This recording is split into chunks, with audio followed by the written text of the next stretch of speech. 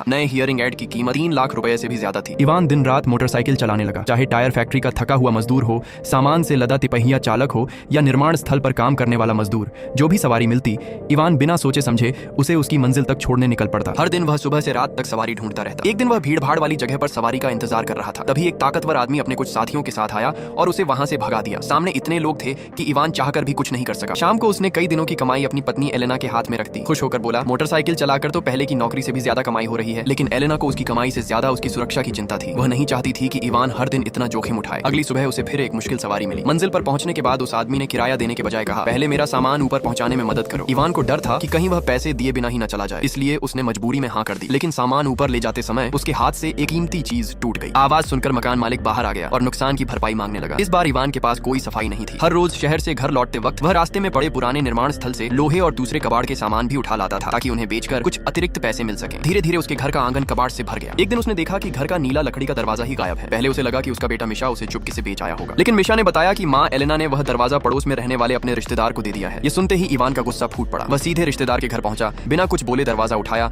और कंधे पर रखकर वापस चल पड़ा। सुनसान रास्ते पर वह अकेला चलता रहा। उसके कंधे पर रखा वह लकड़ी का दरवाजा मानो पूरे परिवार की जिम्मेदारियों का बोझ बन चुका था। ज्यादा कमाई के लिए इवान ने एक दिन कपड़े धोने की मशीन पहुंचाने का काम भी स्वीकार कर लिया। इतनी महंगी चीज पहुंचाने का ये उसका पहला मौका था, इसीलिए वह बहुत घबराया हुआ था। वह अपने साथी के पीछे पीछे चल रहा था, लेकिन एक ट्रैफिक सिग्नल पर अचानक उसकी मोटरसाइकिल बंद हो गई। उसने कई बार स्टार्ट करने की कोशिश की, मगर बाइक चालू ही नहीं हुई। उधर उसका साथी आगे निकल गया। जब तक बाइक दोबारा चली तब तक वह नजर से ओझल हो चुका था। अब इवान पूरे शहर में वॉशिंग मशीन लेकर भटकता रहा, लेकिन उसे समझ नहीं आ रहा था कि इसे कहां पहुंचाना है। आखिरकार उसने मजबूरी में वॉशिंग मशीन वापस अपने घर ले आया। बच्चे खुश हो गए क्योंकि उनके घर में बहुत समय से ऐसी नई चीज नहीं आई थी। लेकिन रात भर इवान की नजर उसी वॉशिंग मशीन पर टिकी रही। अगली सुबह वह वॉशिंग मशीन लेकर शहर के सेकंड हैंड बाजार पहुंचा। एक दुकानदार ने उसे अच्छी कीमत देने की पेशकश की, लेकिन इवान का जमीर उसे रोक रहा था। वह बिना बेचे ही वहां से निकल आया। कुछ दूर जाने के बाद उसके कदम फिर रुक गए। नया हियरिंग एड खरीदने के लिए उसे हर हाल में पैसों की जरूरत थी। आखिर उसने एक दूसरे दुकानदार के पास जाकर मन कठोर किया और वॉशिंग मशीन बेचने का फैसला कर लिया। बार बार इवान के मन में लालच और जमीर की लड़ाई चलती रही। आखिरकार उसने अपनी ईमानदारी नहीं छोड़ी। उसने फैसला किया कि वॉशिंग मशीन उसके असली मालिक को ही वापस करेगा। जब वह फैक्ट्री पहुंचा, उसकी ईमानदारी से खुश होकर मालिक ने न सिर्फ उसका पूरा मेहनताना दिया, बल्कि 2 गुना इनाम भी दिया। साथ ही उसे स्थायी नौकरी का भी ऑफर दे दिया। यह खुशखबरी लेकर इवान खुशी खुशी घर लौट रहा था। लेकिन गांव के बाहर उसने एक ऐसा नजारा देखा